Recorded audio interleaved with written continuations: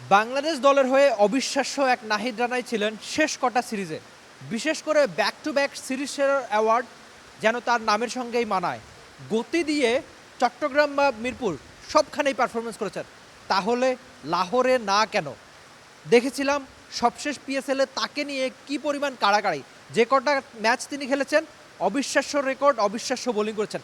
একটা ম্যাচে কেবলমাত্র 7 রান, রেকর্ড পরিমাণ বোলিং, 20টা ডট বল। সেই নাহিদ রানাকে পিএসএল খেলতে আবারও পাঠাবে বাংলাদেশ, আবারও পাঠাবে তামিম ইকবাল খান। নাবিল খান, এই খবরটা বাংলাদেশি ফ্যানদের জন্য কতটা খুশির? অবশ্যই অনেক বড় খুশির সংবাদ, এবং শুধুমাত্র একটা ম্যাচ খেলতে পেশাওয়ার জালমি তামিম ইকবালের সাথে যোগাযোগ করেছে, তামিমের কাছ থেকে পারমিশন নিয়েছে এবং তাকে প্রথমে এনওসি দেওয়া হয়নি এই ভাগে খেলতে যাওয়ার জন্য।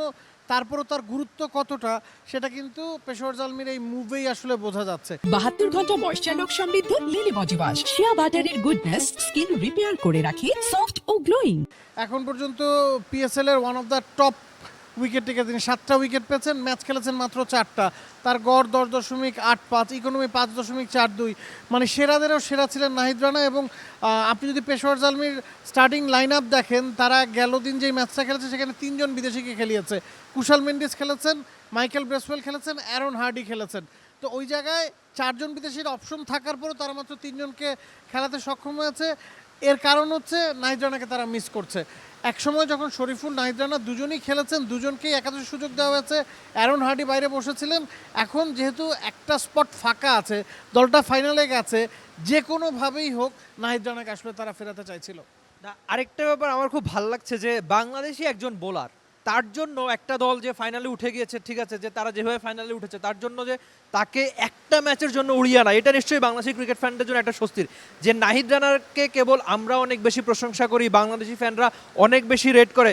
আমি একটা গল্প আরও দু একবারও বলেছিলাম, আরেকবার একটু বলতে চাই যে নাহিদ রানা যখন চলে আসে তখন তাদের মিডিয়া ম্যানেজার আমাকে ফোন দিয়েছিল যে ভাই তোমরা ওর খেয়াল রাখো, ওর যত্ন নিও, যে এই ছেলেটা বাংলাদেশের অনেক বড় সম্পদ হবে। তিনি বারবার চাচ্ছিলেন যে বাংলাদেশ কি টি-20 সিরিজেও থাকবে কিনা, মানে আমার থেকে জানতে চাচ্ছিলেন যে তাকে যদি সুযোগ হয় একটা দুটো ম্যাচ খেলানো যায়। তো তাদের চেয়ারম্যান সরাসরি বাংলাদেশ ক্রিকেট বোর্ডের প্রেসিডেন্ট তামিম ইকবালের সঙ্গে যোগাযোগ করেছিল। তিনি একটা টুইটও করেছিলেন, সেই টুইটে হয়তো বাংলাদেশি ক্রিকেট ফ্যানরা দেখে ফেলেছে, যে ওই টুইটের মাধ্যমে যে তামিমকে আবার ধন্যবাদও দিয়েছেন। সব মিলিয়ে এখানে আরেকটা ব্যাপার একটু উল্লেখযোগ্য নাবিল স্যার, আপনি যদি প্লেয়ারদের অনেক বেশি খেলার সুযোগ দেন তাহলেই তাদের ডাক আসবে। আপনি ওই একটা দুটো ম্যাচের জন্য এনওসি দিবেন, এগুলো সব মিলিয়ে আসলে প্লেয়াররা সামনে সুযোগ পায় না, এই জন্যই। তো সব মিলিয়ে নাহিদ রানা যেভাবে তিনি স্বস্তির একটা টুর্নামেন্ট কাটিয়েছেন আগে পরে, বাংলাদেশের হয়েও যেভাবে পারফরমেন্স করেছেন, নিশ্চয়ই পিএসএল ফাইনালটা যদি সব ঠিক থাকে, সেরা একাদশে খেলেন, উড়িয়ে গিয়ে খেলেন। আগে দেখতাম এরকম খেলতো অন্যান্য দেশের ক্রিকেটাররা, বাংলাদেশি ক্রিকেটারদের জন্য তো এটা একটা স্বস্তির ব্যাপার। নাহিদ রানা হয়তো জিতিয়ে দিবেন তার দলকে। একটা মজার বিষয় বলি, গেল বছর পিএসএল এর ফাইনাল খেলার জন্য শেষ মুহূর্তে ইংল্যান্ড থেকে সিকান্দার রাজাকে উড়িয়ে আনা হয়েছিল এবং তিনি টসের ঠিক আগ মুহূর্তে মাঠে ঢুকেছেন। তো হয়তো যেহেতু লাহোর ট্রফি জিতেছে, জালমিয়া হয়তো ওই ধরনের একটা মুভি নিল যে আমরা শেষ ম্যাচের জন্য আমাদের সেরা খেলোয়াড় নাহিদ রানাকে ফিরিয়ে নিয়ে আসি। অবশ্যই একটা ম্যাচের জন্য আপনি যখন কাউকে উড়িয়ে নিয়ে যাবেন তখন তার প্রভাবটা বোঝা যায়। বাংলাদেশে আমরা তাকে নিয়ে সবসময় মাথামাতি করি যে আমাদের দেশে এই গতির কোনো বোলার নাই, পাকিস্তানে তো আর তা না। পাকিস্তানে 150 কিলোমিটারের ওপর গতিতে বল করা একাধিক পেসার আছেন, তারপরও নাহিদ রানাকে নিয়ে যাওয়া হচ্ছে এ কারণেই যে শুধু গতিই না, ইম্প্যাক্টের একটা বিষয় আছে। ওই ইম্প্যাক্টে তিনি সবাইকে ছাড়িয়ে গেছেন। একদমই নাবিল কাছে যেটা বলছিলেন যে সেই ইম্প্যাক্ট হয়তো ফাইনাল ম্যাচেও তিনি দেখাবেন। সব মিলিয়ে বিসিবির দারুণ একটা মুভ। আর পেশোয়ার তারা যেভাবে খুশি হয়েছে যে একজন ক্রিকেটারের জন্য তাদের চেয়ারম্যান টুইট করছে বারবার, এই কথাগুলোই জানায়, বা এই ব্যাপারটাই জানায় যে নাহিদ রানাকে পেতে তারা কতটা মরিয়া। দেখা যাক শেষ মুহূর্তে নাহিদ রানা খেলতে পারেন কিনা, সেরা একাদশে তার জায়গা হয় কিনা।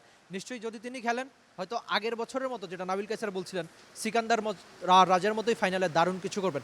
দেখা যাক আমাদের নাহিদ রানা, বাংলাদেশের নাহিদ রানা কেমন করেন পিএসএল ফাইনালে। For more updates, subscribe to our YouTube channel and click on the bell icon. Follow us on Facebook and Instagram. Download T-Sports app to enjoy exciting games and highlights. Visit tsports.com.